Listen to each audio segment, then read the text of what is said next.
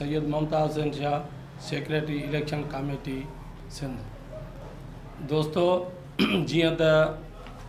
असांजो election committee जो vice chairman तव्हांखे सॼी जेका आहे सा ब्रीफ करे वियो, मुकमल जेका आहे सा तफ़सीली जेका ॻाल्हि ॿोल कई उहा बाक़ाइदे सच ते मुबनी आहे ऐं बाक़ाइदे जेका शइ ॻाल्हाई वई आहे उहा सही हक़ीक़त हुई जेका तव्हांजे साम्हूं पेश कई। कुझु हक़ीक़त जेका आहे सा मां तव्हांखे ॿुधाईंदुमि त जीअं साईं चेयरमैन साहब गाज़ी ख़ान जमाली जंहिं वक़्त खां वठी चेयरमैन अञा चूंडिजी आयो त हुन अचण सां ई पंहिंजा जेके आहिनि से ईअं वन मैन शो जा जेके आहिनि से हो चए पियो त मां जीअं पाण ई जेको फ़ैसिलो कयां पंहिंजे मर्ज़ीअ जो फ़ैसिलो कयां, बाक़ी कमेटीअ जी अक्सरियत राय खे हुन मञण खां पहिरियों खां वठी इनकार करे छॾियो।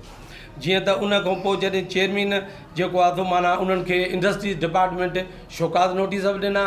सभु उहे शइ कढियूं, पर हिन महिल ताईं उन्हनि जेको आहे तो कंहिं बि शइ जो लीगल नोटिस मिलियो पर हुन जवाबु ॾियण लाइ उहो तयारु न आहे। उन खां पोइ जॾहिं असांजी जेका आहे सा माना हिन ते 16 तारीख़ ते जेका असांजी इहा मीटिंग थी, उन मीटिंग में तय कयो वियो शेड्यूल जेको आहे, जेको साईं तव्हांखे ॿुधायो साईं तफ़सील उन शेड्यूल जो। साईं उते हिकिड़ी इहा माना ॻाल्हि कई त माना मां पंहिंजी जेका प्रेस कॉन्फ्रेंस कई अथई उन में माना क्लियर चई त मां उन ते सही असां इन शेड्यूल ते मुतफ़िक़ हुयासीं, पर मां शेड्यूल ते सही इन ॻाल्हि जे करे न कई त उन शेड्यूल में मां इन्हनि दोस्तनि खे चयो त तव्हां जेको आहे स्टेक होल्डरनि खे घुरायो, पोइ जेको आहे इन ते असां सही कंदासीं, पर इहा उन क़तई इहो माना कूड़ ॻाल्हायो। असां हिन महिल क्लियर इहा शइ मां चवां थो त हुन क्लियर इन शइ ते हुयो ई न, शइ इन ते हुयो जेका साईं तव्हांखे तफ़सीली ॿुधाए वियो, जेको न्यूज़ सखर ऐं हिन जो जेको फ़ैसिलो कयो वियो इंडस्ट्रीज़ डिपार्टमेंट, उन ते असां चयोसीं त हिन ते सही कर, उन ते सही न पियो करे, जंहिं ते माना उथी हलियो वियो। बाक़ी इहा ॻाल्हि सरासर ग़लति थो करे। मां साईं खां हिन प्लेटफॉर्म तां इहो पुछणु थो चाहियां चेयरमैन साहब खां त जेकॾहिं तव्हां इलेक्शन उन शेड्यूल ते सही न कई ऐं पाण चयो बि था त असां इन जे करे सही न कईसीं त स्टेक होल्डरनि खे घुरायूं, त पोइ जेका तव्हां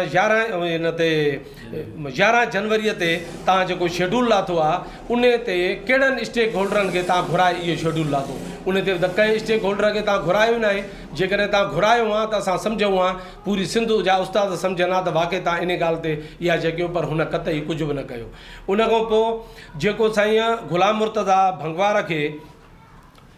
असांजो उन सां को ज़ाती इख़्तिलाफ़ कोन हो, माना हिकिड़ी शइ कंहिं बि ख़दशनि जे करे इंडस्ट्री डिपार्टमेंट उनखे हटाए छॾियो।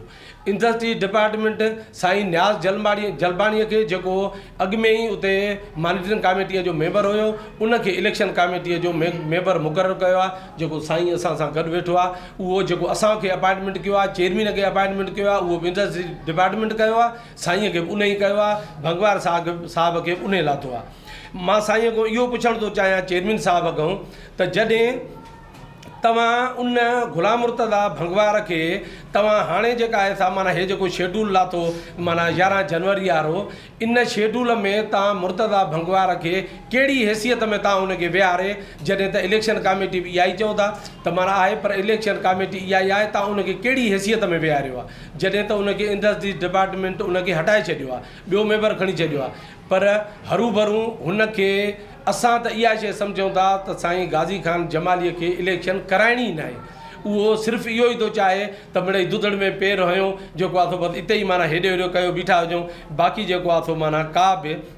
इहा शइ न थिए, जेका आहे माना इलेक्शन न थिए। सिर्फ़ु इहा शइ चऊं था इंडस्ट्री डिपार्टमेंट खे त जीअं तव्हां असांखे अपॉइंटमेंट कयो आहे, असां तव्हांजे जेके आर्डर आहिनि असां उन्हनि खे फॉलो कयूं था, तव्हां कोर्ट जे थ्रू आहियो, तव्हांखे जेको फ़ैसिलो वणे तव्हां उहो फ़ैसिलो कयो, असां तव्हां सां गॾु आहियूं।